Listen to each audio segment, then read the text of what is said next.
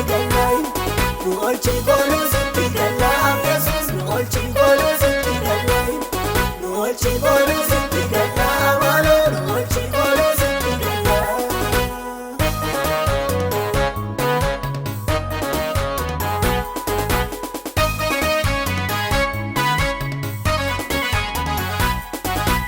Badachef galaanarraa ibsa daandii qilleensa keessaa balaa hamaadhaan miidhamaniitu baay'ee takka kan ga'umsaayi waan bu'aa faayidaa nu qabu gatii guddaaf jajjabaan waan hedduu galaana nyaachinee mutoo olfaddaa jennee markabaayi bichoo ammayyuu nama qaami gargaaraaf tasgabbiin argannee looniin keenya soo nyaatamuufi maaloo gooftaa durbanne biyyoota badhaatuun garmalee du'a dabbaabachuun kun taasisin maaloo gooftaa nu olchiisee na qababbachuun biyyoota badhaatuun garmalee du'a dabbaabachuun kun taasisin maaloo gooftaa nu olchiisee na qababbachuun hafuuraan tutturee karaanis dheeratee fakkaatee mogolee nu laafee munoo si'ee dadhabee jabaatee.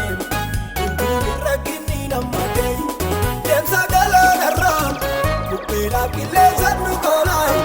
caccabuu markabaa maaloo nu olchi kooluu sitti gallai qilleensa galaanarraa qilleensa nu koolaayi gurraa'uu markabaa maaloo nu olchi kooluu sitti gallai nu olchi kooluu sitti gallaa gooftaa nu olchi kooluu sitti gallai nu olchi kooluu sitti gallaa Yesuus nu olchi kooluu sitti gallai nu olchi kooluu sitti gallaa maaloo nu olchi kooluu sitti gallaa.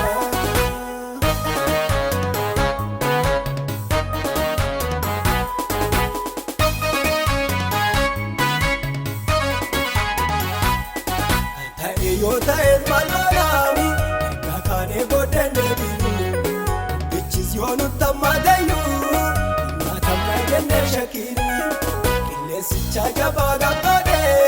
Yesuus tolutti qabbaneessaamu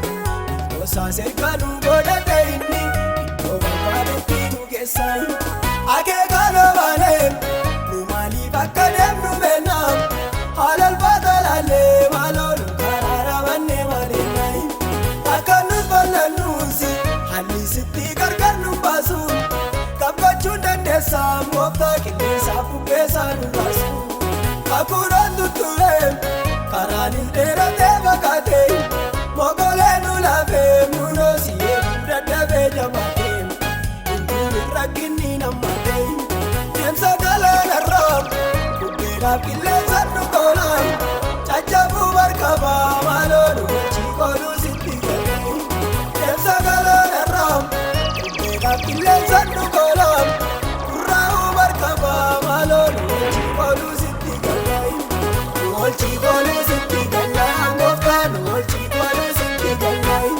nu olchi kooluu sitti gallaa Yesuus nu olchi kooluu sitti gallai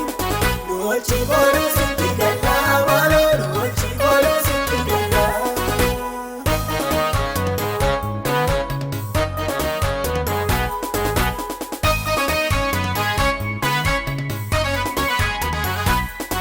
Imaanaa safuunee si argaa kakuu bakkaan ga'uu badeemaan kayyoodhaan waadaa keetti gallee sodaannee sakkamitti seennayi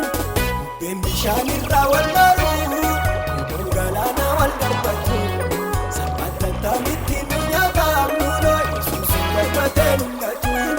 lapheen nu roobamee warra amantii hir'uun mootanaan garaa keenya beekaam gooftaa nu godhuu mirbaata galaanayi lapheen nu roobamee warra amantii hir'uun mootanaan garaa keenya beekaam gooftaa nu godhuu mirbaata galaanaa dhufa kana eessi faana deemanii haala ulfaataa keessaa si wajjin darbanii fiinaan fiixan kadeemsa kaachuu isaanii sakaa fuudhatanii gonfolfiina isaanii nuti isaa galuma hawwiin garaa keenya